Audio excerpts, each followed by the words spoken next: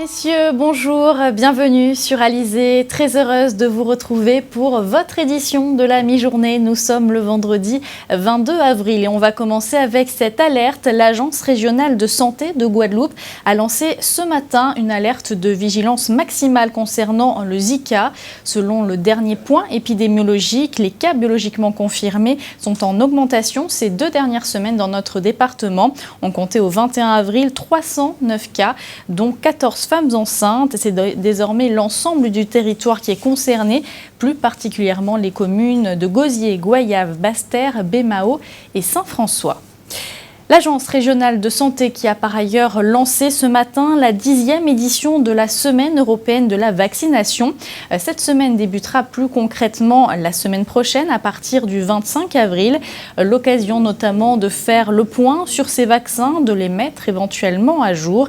Des séances de vaccination gratuites seront d'ailleurs proposées tout au long de la semaine prochaine. Je vous propose d'écouter tout de suite les précisions de Patrice Richard, c'est le directeur général de l'ARS Guadeloupe. Il est interrogé par Muriel Barlagne. Les grands axes sont de se poser la question, est-ce que je suis à jour de mes vaccins, qu'est-ce qu'il me manque comme vaccin, donc un échange avec son médecin. C'est pour ça que dans le plan que la ministre a annoncé au début de l'année, il y a l'information de la population, mais il y a aussi la coordination des acteurs, et en particulier avec les médecins traitants, pour échanger avec les patients sur l'intérêt de la vaccination, regarder le carnet de vaccination ensemble et inciter à la vaccination. On a donc ensuite des actions pour présenter des journées portes ouvertes des centres de vaccination. On a une dizaine que l'ARS a habilité. Et puis ensuite des spots radio, enfin des actions de communication pour convaincre la population de l'intérêt de la vaccination. Après la santé, on va parler maintenant de développement durable. Marie-Galante, île du tourisme durable, c'est le nom du projet retenu par le ministère de l'Environnement dans le cadre d'un appel à projet intitulé « Démonstrateur industriel pour la ville durable ». Il faut souligner que Marie-Galante est le seul territoire des Outre-mer à être retenu dans cette compétition. Le premier volet de ce projet est lancé aujourd'hui à l'occasion d'un sommet européen de l'énergie. Avec nous par téléphone, le maire de Grand-Bourg de Marie-Galante, qui est aussi la présidente de la communauté de communes de Marie-Galante. Bonjour Marie-Zette Zoll. Bonjour Madame Ronce. Alors votre île va devenir pilote dans la transition énergétique. À votre avis, qu'est-ce qui a séduit le ministère de l'Environnement dans votre projet ? C'est la conception même du projet. Si nous avons pu séduire le ministère de l'Environnement, c'est que notre projet s'articulait déjà autour et pour le citoyen marie-galantais et articulé autour de 4 axes. Nous avons privilégié l'éducation, donc la prise en charge de notre jeunesse que nous avons commencé depuis 2 ans. Bien sûr, l'énergie, puisque nous visons l'excellence et surtout l'autonomie énergétique du territoire. L'agriculture, qui est bien sûr le pilier central de l'île de Marie-Galante.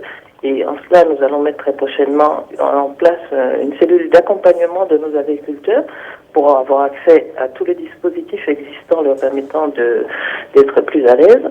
Et en dernier, bien sûr, le tourisme, l'île de Marie-Galante tournée vers le tourisme durable.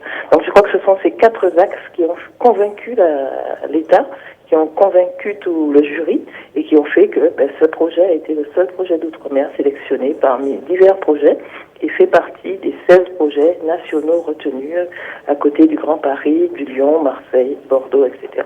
Alors concrètement, vous allez, j'imagine, recevoir un soutien financier pour mener à bien tout ce que vous venez de nous dire dans le cadre de ce projet ? Complètement. Alors, il est dans la Convention que nous avons un accompagnement de l'État pendant 5 ans. Ségolène Royal, pour qui c'est un projet pilote et un projet phare, insiste pour que dans les 2 ans, nous ayons des actions concrètes qui soient mises en place. Donc, voilà ce qui va se passer. C'est vraiment un accompagnement fort de l'État, puisque nous avons déjà commencé à travailler avec localement le préfet, et il y a une cellule qui est mise au niveau du ministère, qui est à notre disposition, qu'on appelle PUCA, pour ne citer que le sigle, et qui est dédiée à l'accompagnement de notre territoire. Alors, une dernière question, Marie-Zette Zoll. Ce projet est lancé aujourd'hui à l'occasion d'un sommet européen de l'énergie. Quelle est l'ambition justement de ce sommet ? Mais comme je vous l'ai dit, l'ambition de ce sommet est déjà de faire que Marie-Galante soit un démonstrateur. Je vous rappelle le titre de l'appel à projet auquel nous avons été retenus, démonstrateur industriel pour une ville durable. Donc dans ce cadre-là, nous avions à nos côtés des démonstrateurs, donc les entreprises qui sauront mettre l'excellence française sur le territoire. En fonction des projets que nous retenons, nous serons accompagnés par les entreprises, par les financiers, puisque nous avions aujourd'hui la Banque européenne d'investissement qui a affirmé haut et fort son accompagnement qui sera concret jusqu'à mettre à notre disposition toute la capacité administrative pour que nous puissions monter les dossiers de nos projets. Donc, après avoir les projets que nous choisissons, ils vont nous accompagner à les mettre en œuvre.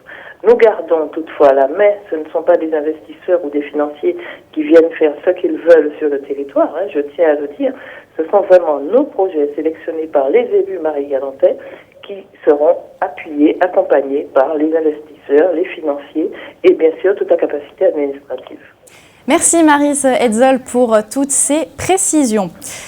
Et bien sûr, un reportage complet à retrouver ce soir dans notre édition de 19h. On va s'intéresser maintenant au secteur du BTP. Les organisations professionnelles du bâtiment et des travaux publics de la Guadeloupe, de la Martinique, mais aussi de la Guyane, rencontrent aujourd'hui la ministre des Outre-mer, Georges Paul-Langevin. On rappelle que ces organisations professionnelles du bâtiment et des travaux publics pointent du doigt une situation catastrophique et demandent donc à l'État d'apporter rapidement des solutions à leurs revendications. Justement, ces revendications, quelles sont-elles? On fait tout de suite le point avec Muriel Barlagne. Le BTP est en crise dans les DOM et il l'a fait savoir aux décideurs dans un courrier. Plusieurs raisons expliquent le malaise. Le secteur dépend à 80% de la commande publique. Le logement social représente 40% de cette commande publique. Or, depuis plusieurs années, le rythme de construction de logements sociaux est au ralenti. Pour satisfaire la demande de 15 000 logements en Guadeloupe, il faudrait en construire environ 2 000 par an. Aujourd'hui, on n'arriverait pas à en sortir 1000 de terre. Ces logements sont financés en partie par des investisseurs privés qui doivent pouvoir bénéficier de la défiscalisation, mais ils seraient victimes de nombreux blocages administratifs. Quant à l'État, il aurait réduit d'année en année sa participation par le biais de la LBU, la ligne budgétaire unique. L'objectif du PLOM, c'est 2500 logements chaque année sur les 15 prochaines années. Or, nous avons une LBU qui est fixée là pour de 81 millions d'euros en 2015. Les chiffres de 2016, ça sera à peu près à ce niveau-là. On ne peut pas sortir 2000 logements en ayant des financements aussi bas. Autre problème soulevé par les fédérations régionales du BTP de Martinique, Guadeloupe et de Guyane, les délais de paiement trop longs. Entre 225 et 270 jours, alors que la loi prévoit 30 jours pour l'État et 45 jours pour les collectivités territoriales. Vous avez à peu près 4800 entreprises recensées dans le secteur du BTP, dont 75% sont des entreprises de moins de 10. Ce sont celles-là qui sont le plus touchées par les délais de paiement, parce que ce sont des sous-traitants, ce sont des artisans, ce sont des PME, ce sont des TPE, qui n'ont pas accès à des financements bancaires comme les entreprises de plus de 10 ou les filiales des multinationales. Donc, ce sont les entreprises qui se retrouvent à ne pas pouvoir disposer d'instruments financiers relais. Donc, ce qui se passe, c'est que à partir du moment où l'entreprise principale a des délais de paiement aussi longs que ceux que je viens d'évoquer, eh bien, en cascade, ce sont les petites boîtes qui sont en dessous, qui souffrent et qui n'arrivent pas à payer leurs charges. Donc, vous pouvez considérer que c'est des centaines et des centaines d'entreprises qui sont dans cette situation. Je parle surtout des moins de 10. Ce vendredi, il sera question de logement social lors de la réunion prévue avec Georges Paul-Langevin, la ministre des Outre-mer. Elle doit recevoir les représentants des fédérations régionales du BTP de Guadeloupe, Martinique et Guyane, des professionnels qui sont prêts à monter au créneau si leurs doléances ne sont pas prises en compte. Et après la grogne du BTP, la grogne du monde de l'éducation. Ces derniers jours en Guadeloupe, des parents d'élèves ou encore des enseignants ont bloqué des écoles, des actions qui ont lieu à Saint-Claude ou plus récemment à l'école Maragnès à Sainte-Anne. Ces actions sont motivées par les fermetures de classes annoncées à la rentrée prochaine. Les précisions de Marion Bordier. La fermeture d'une classe de l'école Ginette Maragnès annulée. Voici la bonne nouvelle adressée par courrier au maire de Sainte-Anne par monsieur le recteur. Les parents d'élèves et les enseignants de l'établissement qui s'étaient mobilisés semblent avoir obtenu gain de cause, à l'image de ceux de l'école Arlette Salomon à Saint-Claude. C'est une grande satisfaction non seulement parce que ça répondait tout simplement à la réalité de l'école, mais c'est une satisfaction aussi de voir que les parents d'élèves, lorsqu'ils se mobilisent, arrivent à obtenir gain de cause. Aujourd'hui, ce qui est fondamental pour nous, c'est pas tout simplement effectivement de voir monsieur le recteur réouvrir des classes, c'est surtout que les décisions qui sont prises correspondent tout simplement à scolariser dans de bonnes conditions les enfants. En janvier, 78 suppressions de classes étaient prévues. Aujourd'hui, ce chiffre a été réduit à 49, mais pour la FSU, la Fédération syndicale unitaire, ce n'est pas suffisant. Le problème, c'est qu'il est parti sur un constat de moins 1950 élèves. Or, nous savons pertinemment, et l'INSEE le confirme, qu'il n'y aurait qu'après 1400 élèves de moins. Ben, résultat des courses, vous voyez bien qu'il y a un différentiel de 550 élèves, et ces 550 élèves ne se sont pas évaporés, donc ils sont là. Donc nécessairement, au fur et à mesure, on se rend compte tout simplement que les mesures de carte scolaire, et notamment les fermetures préconisées par le recteur, ça ne peut pas tenir. Ce plan de suppression de classes est la conséquence de l'application des directives données par le ministère. Il souhaite privilégier la scolarisation des moins de 3 ans, les investissements pour les zones d'éducation prioritaires et le premier degré.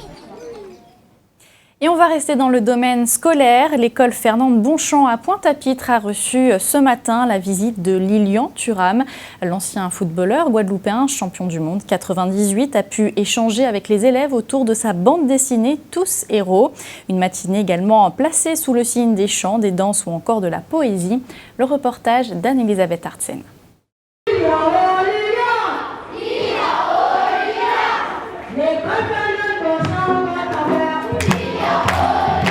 Les élèves de l'école Fernande Bonchamp ont accueilli comme il se doit le champion du monde Lilian Thuram. Je dois avouer que je suis plus qu'ému, parce qu'en fait j'ai l'habitude d'aller dans les écoles, que ce soit en France, que ce soit à l'étranger, mais le fait que ce soit en Guadeloupe, à Pointe-à-Pitre, et de voir les enfants m'accueillir comme ça, effectivement je me dis qu'on a beaucoup de chance, surtout avec des maîtresses et des maîtres comme ça et le travail qu'ils font.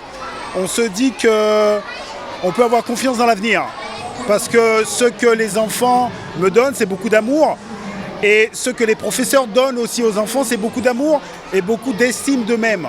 Au programme, chant, danse et lecture originale de sa BD par des élèves de CM2, dont Angélique. On a commencé à apprendre, à exercer à lire la BD depuis une semaine. Et de le lire devant lui, j'étais un peu stressée, mais maintenant ça va. Mais de le lire devant lui, c'est pour lui dire qu'on croit en son projet et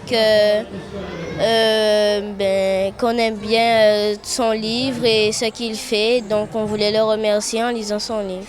Disons qu'il faut des bandes dessinées, il faut des expos, il faut plein de choses pour encore une fois questionner l'histoire. Parce que chacun de nous sommes le fruit d'une histoire. Je trouve que les Antilles, c'est un lieu extraordinaire pour réfléchir sur la construction du racisme, la construction psychologique du racisme. Et donc je pense que chacun de nous devons être, je dirais, des spécialistes de tout ça. Parce que c'est notre histoire familiale. Et c'est notre histoire ensemble. Et donc je crois qu'encore une fois, c'est se porter un regard bienveillant et d'amour sur soi-même et sur nos enfants. Voilà. Un moment important de la matinée, c'est l'échange justement autour du livre. Donc Lilian va prendre la parole et les enfants donc vont l'interroger, que ce soit sur son parcours ou autour de son livre Tous super-héros. Cette matinée d'échange, ponctuée aussi par un match de foot, a fait le bonheur des petits mais aussi des grands enfants, tous super-héros aujourd'hui.